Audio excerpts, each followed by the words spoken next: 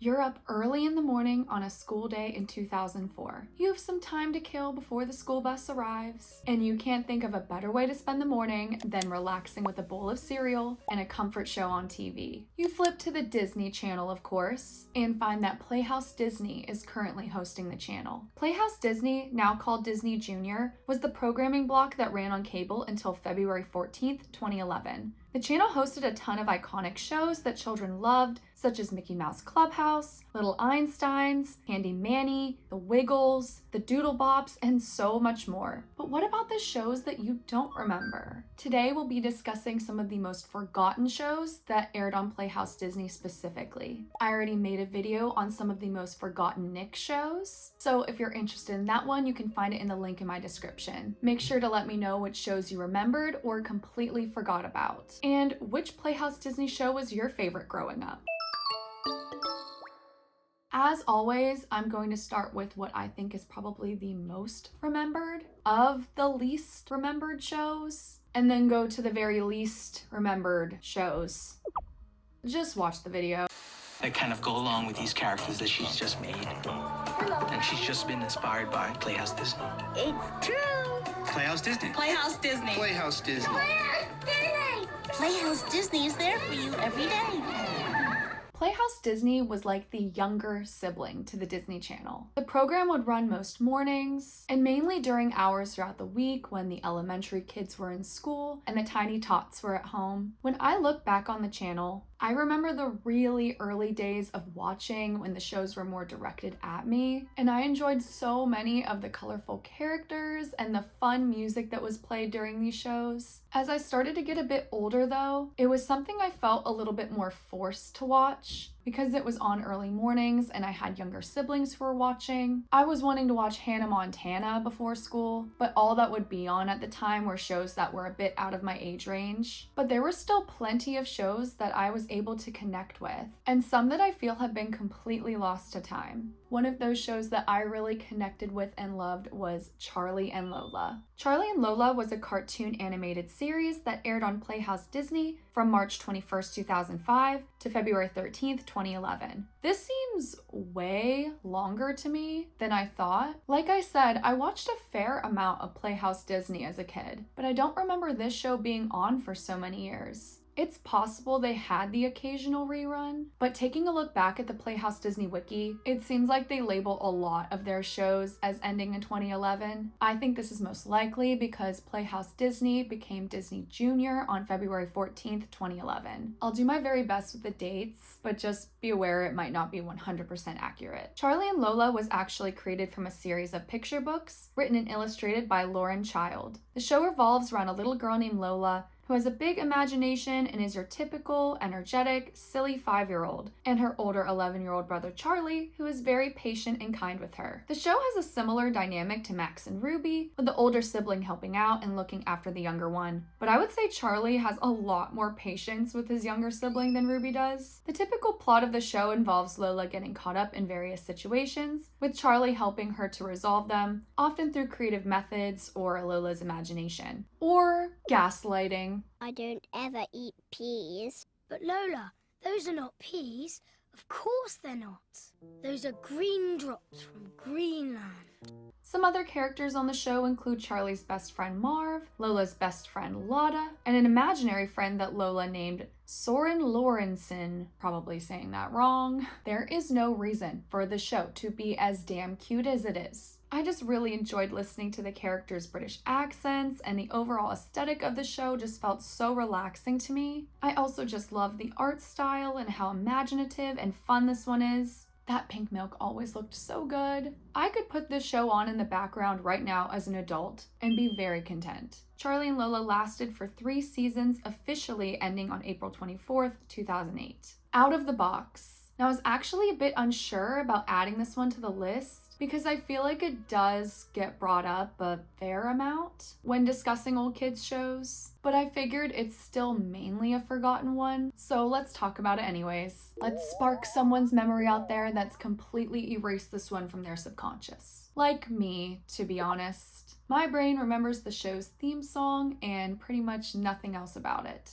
Out of the Box was a kids' TV series that premiered on Playhouse Disney on October 7th, 1998. The episodes star two hosts, Tony and Vivian, as they take care of a group of neighborhood children and play in The Box, which is a clubhouse made entirely of cardboard boxes. They sing songs together, make crafts, and act out plays. And at the end of the episode, they'll walk the kids home and Tony and Vivian sing their goodbye song. Tony and Vivian also talk straight on to the viewer, making you feel part of their fun, cozy, and imaginative world. I started watching one of the episodes for this video, and it started off with the kids talking about growing plants and how they're going to grow up too someday. And I just can't help think about these children are adults that are older than I am, and I just want to take these kids and be like, don't grow up. Stay here. Stay as long as you can. For the love of God. Watching these shows as an adult is truly a different feeling. The show lasted for 3 seasons and ended on September 27th, 2004. Bear in the Big Blue House was another absolute favorite of mine. You may be saying to yourself, but Maya, Bear in the Big Blue House is a remembered one. Yet no, not enough for my liking. Not everyone remembers Disney shows like you and I, okay? The amount of times I have brought this show up to people to have them stare at me blankly like... This was a series produced by the Jim Henson Company, which is the company behind iconic puppet characters like Kermit the Frog and the Muppets. It originally aired on October 20th, 1997. The show is about a bear named Bear in a big blue house, where he is a caregiver for his friends Ojo the bear cub, Tutter the mouse, Trilo the lemur, Pip and Pop the otters, and Shadow. They all have many adventures together around Bear's big blue house, teaching kids problem-solving skills, cooperation, and imagination. Each episode of the show opens up with the welcome song and ends with Bear singing the goodbye song with Luna the moon. This show is another case of having a very chill and relaxing vibe with really sweet characters that bring children so much comfort. I seriously loved Bear as a kid. I thought it was so cute when he would come up to the screen and give you some sniffs with his big blue nose like a dog would. I remember actually having this cuddly stuffed animal of Bear that would sit on my bed. The show had 4 seasons, but eventually went on a bit of a hiatus. A spin-off called Breakfast with Bear was created, airing on June 20th, 2005. It was a series of episodes with Bear traveling to different kids' homes and getting the child started with the day, like waking up, playing games,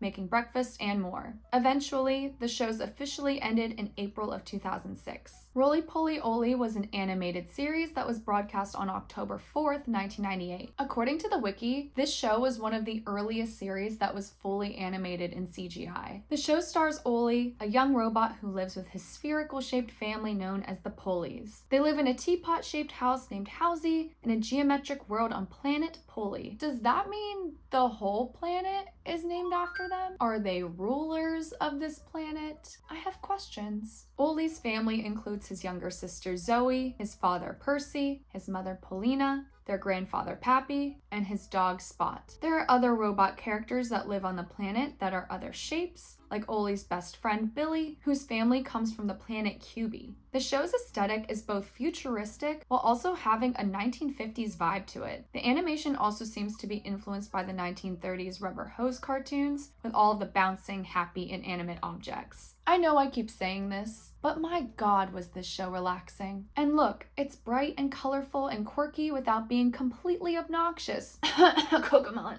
Oh, sorry, that cough is back. But seriously, if you ever sit back and watch some of these old preschool shows from the 2000s, you'll see how truly slow-paced and chilled out everything was. It was so nice. Fun fact about me, one of my earliest childhood memories was me standing in front of the TV, Rollie Pollie Ollie on, and just dancing to the theme song. I was probably around like 2 or 3 at the time, but the show truly stuck with me. The show lasted for 6 seasons and ended April 28th, 2004. I feel like no one remembers JoJo Circus either. JoJo Circus was a stop-motion animated show that premiered on Playhouse Disney on September 28th, 2003. The show's main character is a 6-year-old clown girl named JoJo Tickle, as she lives in a city called Circus Town with her best friend Goliath the Lion. JoJo acts as the host of the show, breaking the fourth wall and talking to the audience in a very Dora the Explorer-like fashion. She attends clown school with her friends, including characters like Skibo Seltzer, Croaky Frogini, and Shrina Tightrope, and is taught by their teacher, Mrs. Kersplatsky. The show always begins with Goliath the Lion hiding, and the audience has to find him. Then the actual story occurs, and JoJo will have a situation that she needs to learn from. Then JoJo will proceed to sing about the theme of whatever is happening on the show. And then at the end of each episode, it will conclude with one of the supporting characters asking her, "What did you learn today?" To which she'll be thrown onto a stage with a spotlight so she can announce what she learned.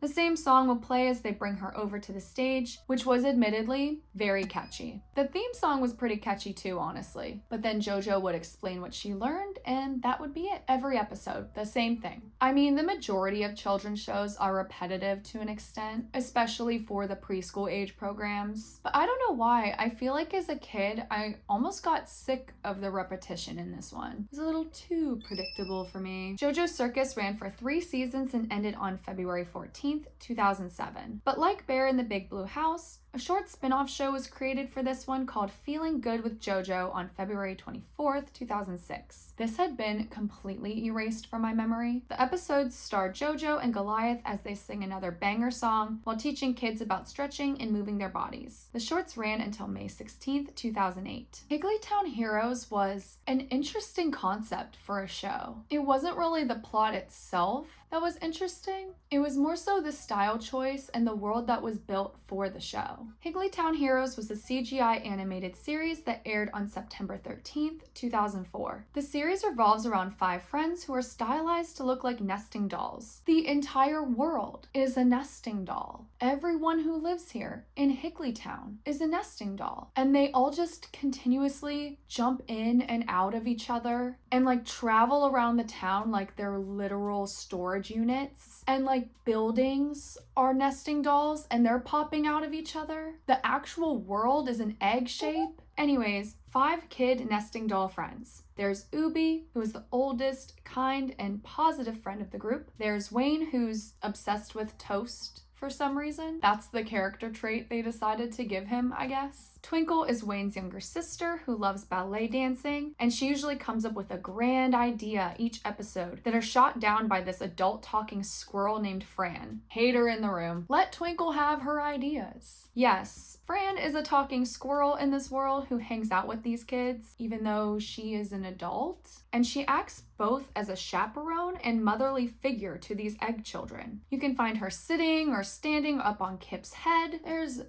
a lot going on in this show. Kip is the youngest of the group. He's very spontaneous and adventurous and uses the catchphrase, "What are you waiting for? Let's go, go, go." And I could be wrong, but I feel like I remember so many of the storylines revolving around him, and I was like, give me some more Twinkle, damn it. I'm sick of this kid and his pet squirrel. Why are you even here? The episodes focus on teaching kids about different occupations and how the jobs can make the characters into an everyday hero based on the work that they do for the community. I wasn't a huge fan of this one as a kid, but it's definitely a really nostalgic one to look back on at the end of the day, and just interesting to experience now as an adult. The show lasted for 3 seasons, ending on January 7th, 2008. Who remembers the Imagination Movers? Because I didn't, and I think that's a shame. Playhouse Disney had the Wiggles added to the channel in 2002, the Doodlebops in 2005, and now they needed the next musical kids band to show up and take over. Enter the Imagination Movers. The Imagination Movers was a musical TV show created for the real-life children's band that was formed in New Orleans in 2003. The group includes their drummer, Rich Collins, their keyboard player, Scott K. Durbin, their bassist Dave Posh, and their guitarist Scott Smith,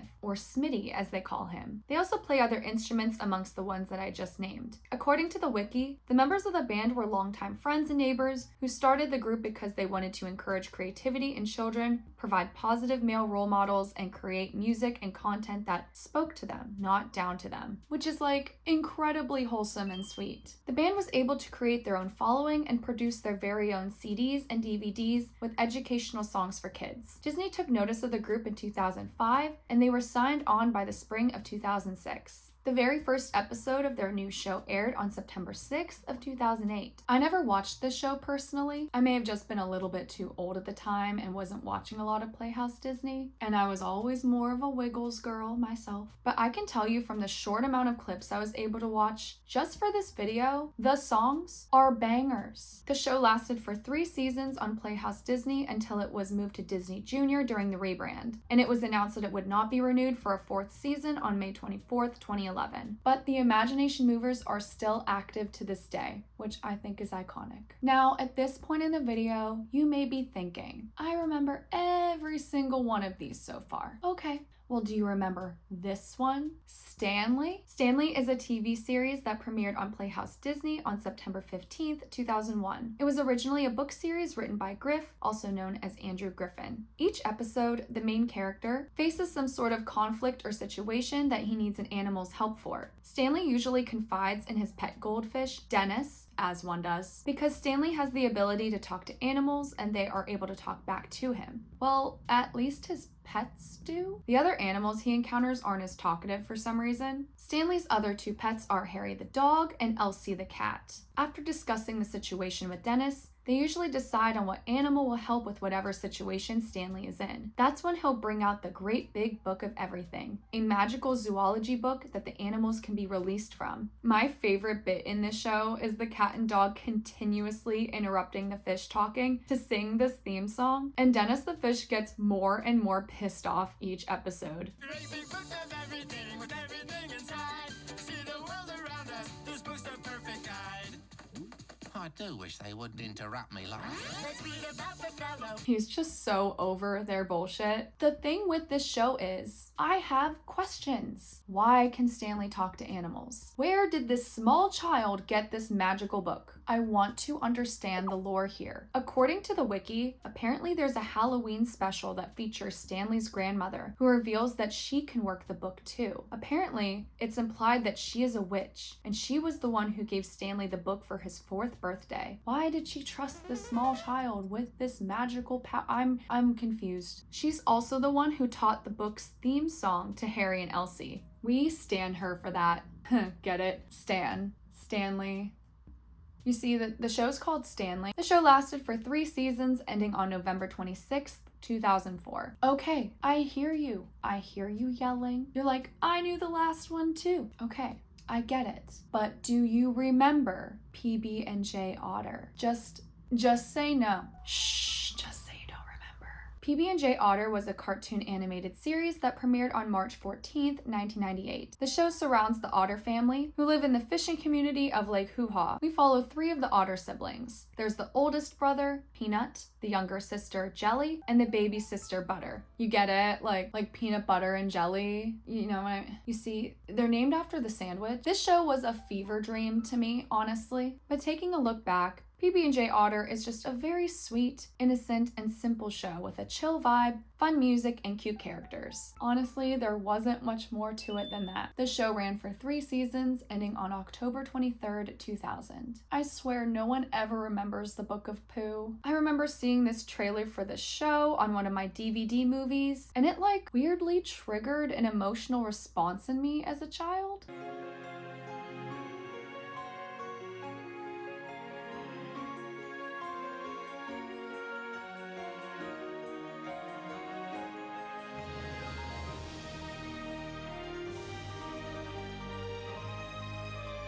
This summer, the 100-acre wood comes to life like you've never seen it before. The Book of Pooh.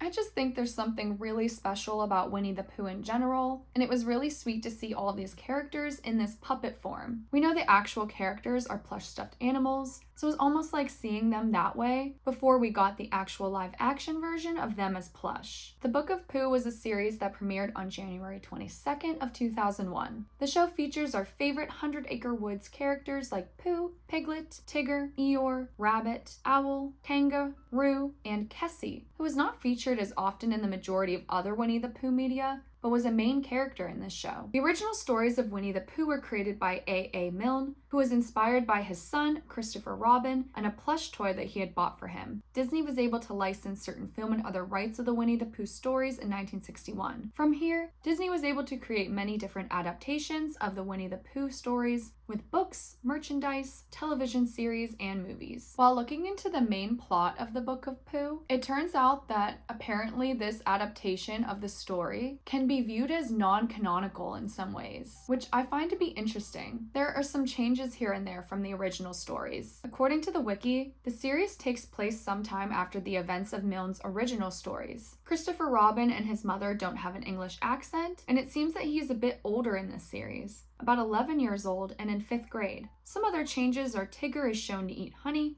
compared to other versions where it's known that Tiggers don't like honey. And Rabbit also lives in a tree instead of a burrow like the other versions. I'm sure there's all kinds of lore when it comes to the world of Winnie the Pooh that I don't know about, but I just found this information to be really interesting. I just think the show was so adorable and deserves to be remembered more than it was. Okay, and also there is a goodbye song that they sing at the end. First of all, look at the background. Look at that 2000s kids room with the ancient computer and lava lamp and mini gumball machine. And they're singing goodbye. Do they want me to cry? The show sadly only ran for 2 seasons, ending on July 8th, 2003. There was also another Winnie the Pooh show that aired on Playhouse Disney that I had no idea about. My Friends Tigger and Pooh aired on May 12th, 2007. The series stars our regular 100 Acre Woods friends like Pooh, Piglet, Tigger, Eeyore, and Rabbit, but instead of Christopher Robin, we're introduced to a 6-year-old girl named Darby and her dog Buster. Darby is Christopher Robin's friend, who only appears twice throughout the show. Together, they all go on adventures and sing songs. The show actually did pretty well and lasted for 3 seasons, ending on October 9th, 2010. If you ended up watching this show as a kid, what did you think of it?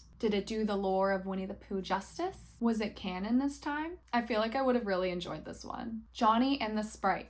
I never watched this show, and I truly didn't know a single thing about it, but I remember these characters, like, engraved into my brain. Like, I've definitely seen this before, somehow. It seems like this is a common theme for me if the show started anywhere between 2007 to 2008. The show actually originated from 5-minute shorts that aired on Playhouse Disney in 2005. That may be where I first saw all of these whimsical faces. But according to the wiki page, apparently the shorts had an extremely positive reaction, which led it to becoming a full half-hour series that debuted on January 13th, 2007. The story follows Johnny T, who is also the creator and producer of the show, whose character is a songwriter who moves into a house that was given to him by his great uncle. This house is also home to a world of magical little creatures known as the Sprites. Ginger is an air sprite who has a spunky and sporty attitude. There's Basil, the forest sprite, who is knowledgeable about sprite history and gardening. There's Lily, the water sprite, who speaks Spanish and is very in touch with nature and also loves painting. And then there's Root, who's an earth sprite. He's the youngest and shyest sprite, who is also able to grow plants just by talking to them.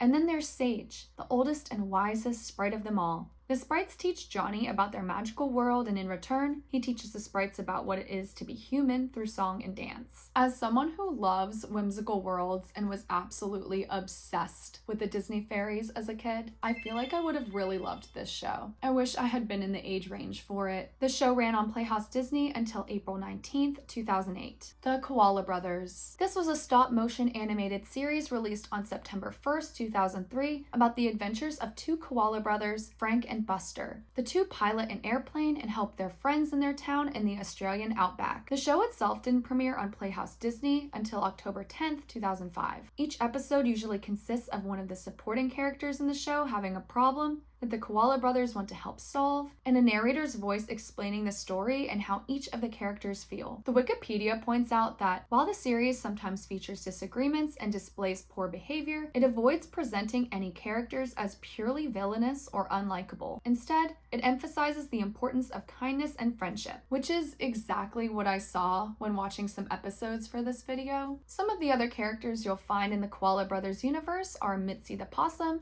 Ned the Wombat, George the Turtle, Sammy the Echidna, Josie the Kangaroo, Archie the Crocodile, Penny the Penguin, and Lolly the Emu. The Koala brothers ran for 3 seasons and ended on October 31st, 2007. What is this? I've never seen this show in all of my days. When I was going through these shows, I thought that I was done. I thought that I found all the forgotten shows that we were going to talk about. And then I ran into this one and I was like, what is this? Bunnytown premiered on November 10th, 2007. The show is about a town full of bunnies. The series follows a town full of adorable puppet bunnies as they play games, put on concerts, and take off on silly adventures. There are a few different segments that happen in the series each episode, such as the adventures of Super Bunny, where the villain of the town, Little Bad Bunny, would be seen stealing carrots, and Super Bunny will come to the rescue. There's also People Town, where the bunnies go and peek on what the humans are up to. There are so many different bunny characters in this show. There's Space Bunny, Teacher Bunny, Blue Pirate Bunny, King Bunny, Professor Doodle Bunny. The list goes on. The show unfortunately only lasted for 1 season though, which probably further explains why I never heard of it at the time, and ended on November 8th, 2008. We did discuss a couple of shorts here and there already, but I'd like to talk about a few more Playhouse Disney miniseries that I think are also pretty forgotten. I feel like probably one of the most remembered Playhouse Disney shorts is Choo Choo Soul, probably because the music just absolutely slapped. But there are some other shorts that I think deserve their flowers too. And I would say my personal favorite was The Shanna Show. My name is Shanna. It rhymes with banana. Each time this song came on, out of my seat, I was singing along, I was dancing, I was vibing. It was way too catchy for no reason. The Shanna Show was an animated miniseries that premiered on Playhouse Disney, and I'm honestly not too sure when it did. There were a lot of mixed dates online, whether it was 2003 or 2004, and I also couldn't really figure out when it ended either. What I can tell you is that I personally don't remember it lasting very long. I feel like it was gone within 1 season. Maybe they brought it back here and there. A little girl named Shanna and her friends will sing a catchy tune while giving a list of 3 clues to who Shanna will be that day. Shanna will dress up in clothes that reflect different jobs one can have, and it will be up to you to guess who Shanna is based on the 3 clues she gives. And of course, I can't forget Shane, who rhymes with rain. Shane will come in after the 3 clues are presented and review them again with you so you can give it your very best guess. At the end of each little episode, a woman's voice, presumably Shanna's mom, will call for Shanna and Shane to come see her and do something that relates to the job that Shanna dressed up for that day. This show, as small as I mentioned, genuinely had a lasting impression on me. I don't know if it was the art style or the music. Okay, it was probably the music. Regardless, this was a great mini-series. And this series actually sparked another short series that I didn't know about, Shane's Kindergarten Countdown. This short, starring Shane from The Shanna Show,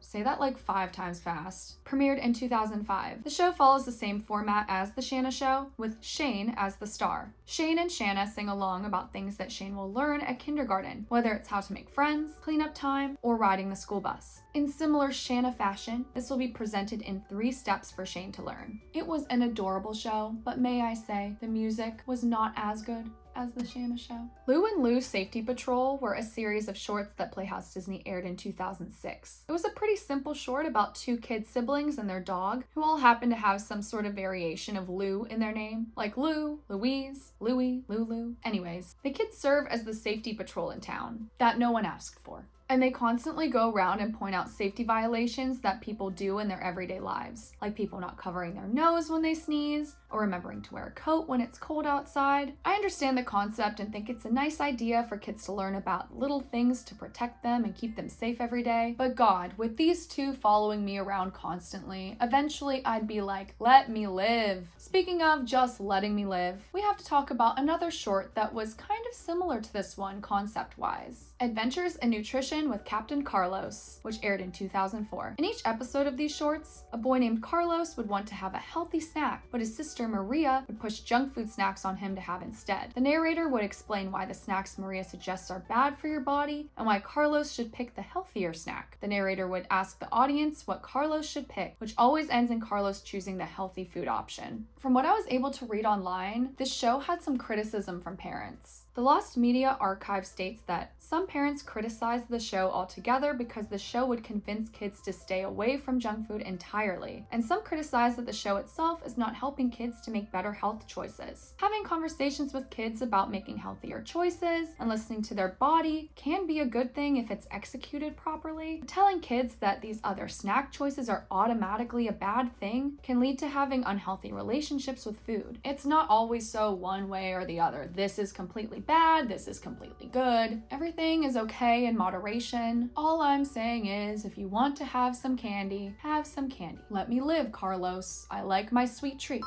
okay? Go Baby was kind of a weird one. Premiering in 2004, Go Baby was about a baby named Baby who was animated using real-life photographs. There wasn't really a specific plot to the show. The episodes would have a narrator explaining what Baby was doing that day, and we would only see the hand of the narrator in the corner. This style of animation is always a bit uncanny to me. This has to be someone's kid, right? Do you think real Baby is out there somewhere as an adult right now, looking back on the show and being like, what the fuck? Also, where is Daniel Cook and Emily Yeung? Does anyone remember these shorts? This is Daniel Cook was actually a Canadian show that aired on Playhouse Disney in 2004. The show stars a 7-year-old Daniel Cook. In each episode, we follow him as he learns something new, like learning Taekwondo or about animals at the zoo. In 2006, another short show was aired with the same theme, this time starring a 6-year-old girl named Emily Yeung. Why did the show specifically surround these two children? I have no idea. I remember watching it when I was young, and my mom would come into the room and watch it too, and she would be like, oh my gosh, they're so smart. And I was like,